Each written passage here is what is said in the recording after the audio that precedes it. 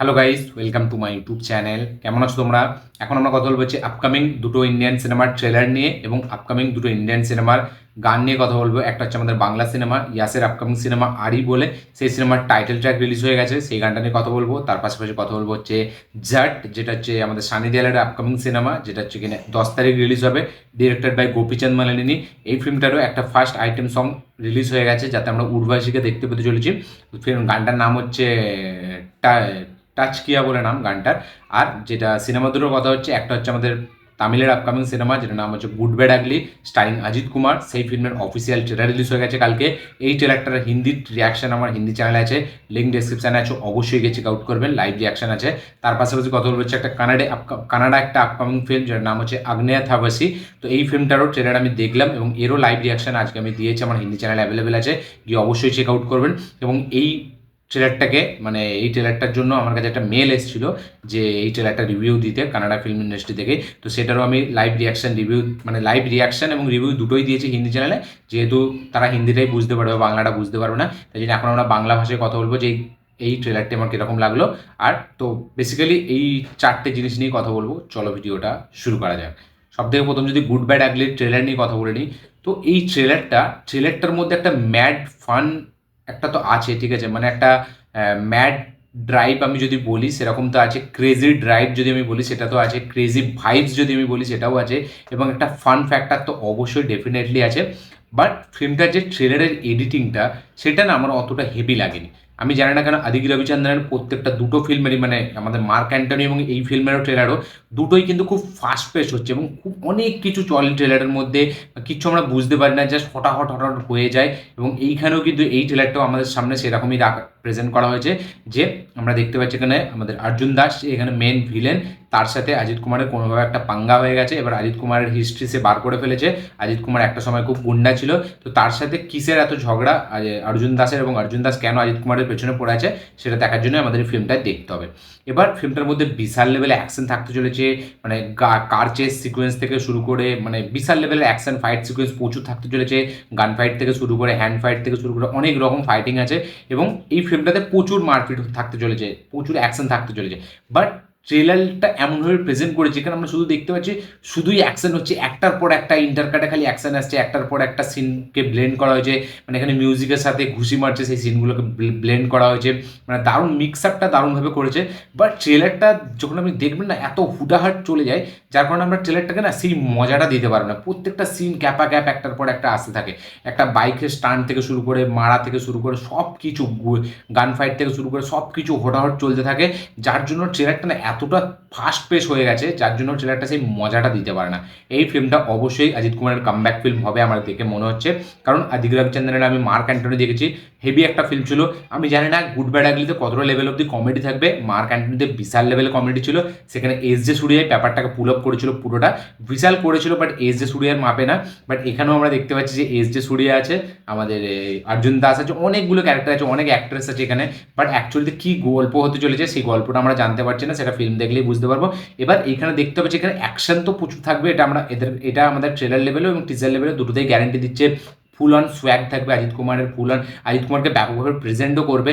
But মিউজিকও খুব সুন্দর এই ফিল্মটার। বাট আমি খালি এটা দেখতে চাই যে এই ফিল্মে কমেডিটা কোন লেভেলে থাকে, মানে অজিত কুমার আছে, তো সেই হিসাবে কমেডিটাকে কীভাবে রাখে এবং সাপোর্টিং কাস্টে যারা আছে তারা কীভাবে কমেডিটাকে পুল আপ করে, এটাই দেখবার মতো বিষয় হবে। বাট ট্রেলার দেখে ফিল্ম দেখার এক্সাইটমেন্ট তো অবশ্যই বাড়ে। ট্রেলারের মধ্যে অনেক কিছু চলতে থাকে।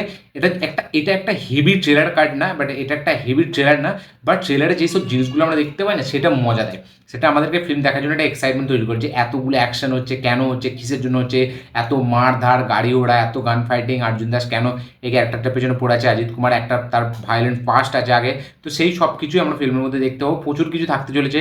বাট ট্রেলারটি সত্যি বলছি আমার ট্রেলারটা অতটা হেভি লাগেনি, অতটা হেভি পোষায়নি। আমি জানি না ট্রেলারটা কেন এইভাবে এডিট করা হয়েছে, বাট ট্রেলারের এডিটিং স্টাইলটা আমার জন্য কোথাও গিয়ে হেভিভাবে ওয়ার্ক করেনি, যার কারণে আমার ট্রেলারটা একটা ঠিকঠাক ট্রেলার মনে হয়েছে আমার, মানে হেভি একটা কিছু ট্রেলার মনে হয়নি। যে ট্রেলারটা আমরা এক্সপেক্ট করেছিলাম যে ব্যাপক কিছু দেখবো, এটা ইউনিক কিছু দেখবো, বাট সেরকম কিছু আমরা দেখতে পাচ্ছি না। আপনাদের এই ট্রেলারটি কীরকম লেগেছে অবশ্যই কমেন্টে লিখে জানাবেন। যারা যারা গুড ব্যাড আগলি ট্রেলার দেখেছেন অবশ্যই কমেন্টে লিখে জানান আপনাদের কি রিয়াকশন, কি মতামত, কি বক্তব্য। এই ফিল্মটাকে অজিত কুমারের কামব্যাক ফিল্ম হবে সেটা আপনাদের মনে হয়, সেটা অবশ্যই কমেন্টে লিখে জানাবেন। 10 তারিখ ফিল্মটা আসছে, কারা কারা কতটা এক্সাইটেড অবশ্যই কমেন্টে লিখে জানান। পরে যদি কথা বলে হচ্ছে আমরা কানাডা ফিল্মটা, যেটার নাম হচ্ছে আগ্নেয় থাবাসী। তো এটা একটা ক্রাইম মিস্ট্রি থ্রিলার ফিল্ম। তো এই ফিল্মটা যেরকম বললাম যে আমার কাছে একটা মেল এসেছিলো, তারপর থেকে আমি ফিল্মটার ব্যাপারে জানি। হেমন্ত রাও এর প্রডিউসার, যে কিনা সপ্তসাগর দা চেলো সাইড এ এবং সাইড বি, যেটা রাক্ষিত শেট্টি এবং আমাদের রুক্মিণী বাসন্তের ফিল্ম সাইড এ সাইড বি। সেই দুটো ফিল্ম না দেখে থাকলে অবশ্যই আমি আপনাদেরকে হাইলি রেকমেন্ড করবো ওই ফিল্ম দুটো দেখুন। ওই ফিল্ম দুটো হেমন্ত রাও ডিরেক্ট করেছিল, এখানে হেমন্ত রাও প্রডিউস করেছে এবং দাক্ষিণী টকিজ তারা কিন্তু এই ফিল্মটাকে প্রডিউস করেছে। তো এই ফিল্মটার ট্রেলারটা আপনারা দেখুন, আপনাদের কিন্তু মজা লাগবে, সত্যি বলছি জেনুইনলি মজা দেবে। এই ফিল্মটার যে প্রেজেন্টেশন, এই ফিল্মটার যে এক্সিকিউশন, যেভাবে ট্রেলারটার যে অ্যাপ্রোচটা, ঠিক আছে, সেটা কিন্তু অনেকটা মালায়ালাম ফিল্মের মতো। ইয়েস, আপনি যদি মালায়ালামের ফিল্মের way of presentation, way of story telling, ঠিক আছে, তার স্ট্রাকচারটা দেখেন যে তারা খুব স্লো পেসভাবে এগোয়, প্রথমে একটা অন্যই কিছু দেখায়, তারপরে গল্পে ঢুকতে অনেকটা টাইম নেয়, প্রথমে যেগুলো মানে একটা গল্প থেকে হাটকে অন্য কিছু দেখাবে, বাট পরে গিয়ে সেটা গল্পের সাথে কোথাও গিয়ে কানেকশন। প্রথমে আমাদেরকে অনেক কিছু মানে কি বলবো উল্টো পাল্টা জিনিস দেখাবে, বাট একটা টাইমের পর তারা মেন গল্পে আসে, আর সব যেগুলোই দেখায় সেগুলো কিন্তু কানেকশন থাকে।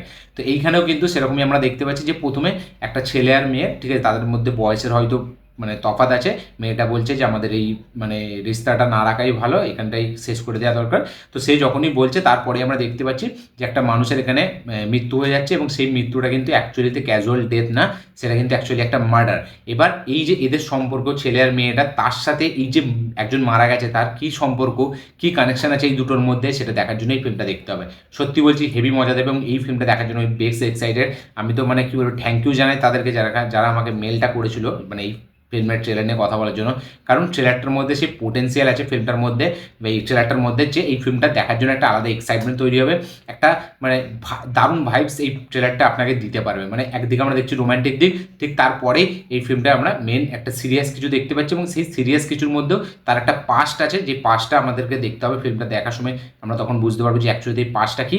এবার ফাইনালি কি এই মানে এখানে আমাদের যে মেন একজন প্রোটাগনিস্ট আছে, সে কি ফাইনালি সলভ করতে পারবে যে খুনটা কে করেছে, এবং খুনটা কেন করা হয়েছে, কি কারণে করা হয়েছে, এবং আদেও কি খুনটা ওই লোকটাকেই মানে করার মানে তার উদ্দেশ্য ছিল নাকি অন্য কাউকে করার উদ্দেশ্য ছিল, সেগুলো দেখার জন্য ফিল্মটা দেখতে হবে। খুবই ইন্টারেস্টিং, খুব মানে কি বলবো, একটা এঙ্গেজিং ট্রেলার আমার মনে হলো, খুব প্রমিসিং মনে হলো। আমি দেখার জন্য বেশ এক্সাইটেড। জানি না এই ফিল্মটা কবে হিন্দিতে এখানে রিলিজ হবে বা হিন্দি ডাবিংয়েও আসবে কিনা, বাট এই ফিল্মটা আমি দেখবো, বিশাল লেভেল এক্সাইটেড হয়ে গেছে এই ফিল্মটা দেখার পর। একটা সুকসামা দর্শনের টাচ আমি পাচ্ছি, ঠিক আছে, ফিল্মটার মধ্যে দিয়ে। ফিল্মটার যে ওয়ে অফ প্রেজেন্টেশন স্টাইল, ঠিক আছে, মানে সেটা আমার সুকসামা দর্শনের কথা মনে করাচ্ছে, কিষ্কিন্ধা কান্নামের কথা মনে করাচ্ছে। তো দেখা যাক, আমি বেশ এক্সাইটেড। আগ্নেয় থাবাসী ফিল্মটা ট্রেলার যারা দেখেনি, প্লিজ সারেগামা কানাডার ইউটিউব চ্যানেলে যান, তারা অবশ্যই গিয়ে চেক আউট করুন। ট্রেলারটা আপনাদেরকে দারুণ মজা দেবে।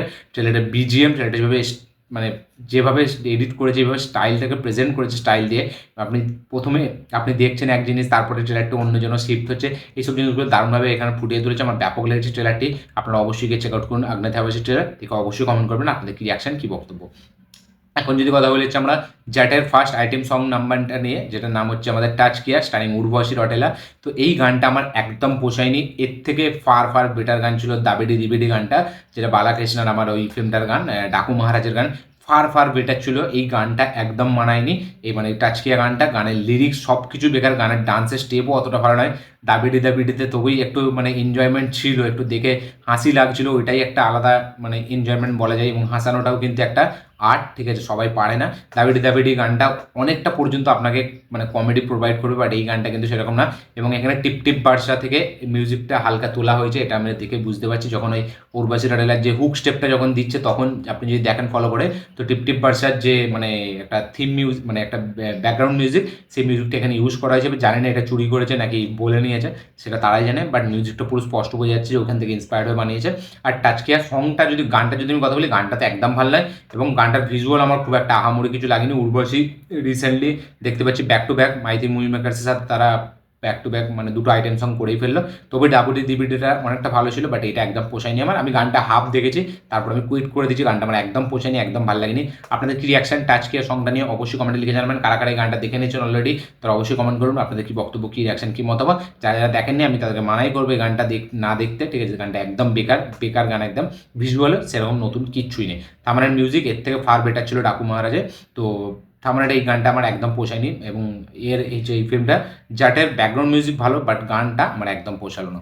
এখন লাস্ট যদি কথা বলে হচ্ছে আমরা আরি, যেটা হচ্ছে আমাদের ইয়াসের আপকামিং সিনেমা, সেই ইয়াস নুসরাত জাহান এদের আপকামিং সিনেমা, যেটার নাম হচ্ছে আরি। তো এই এই সিনেমার একটা টাইটেল ট্র্যাক রিলিজ হয়ে গেছে, যেখানে আমরা দেখতে পাচ্ছি যে মা ছেলের সম্পর্কটা আরি বলে টাইটেল ট্র্যাক, ঠিক আছে। ইয়াস আছে এবং তার পাশাপাশি মৌসুমী চট্টোপাধ্যায় আছে, মৌসুমী চ্যাটার্জি না চট্টোপাধ্যায়, যাই হোক অনেকদিন পর এনাকে আমি দেখলাম।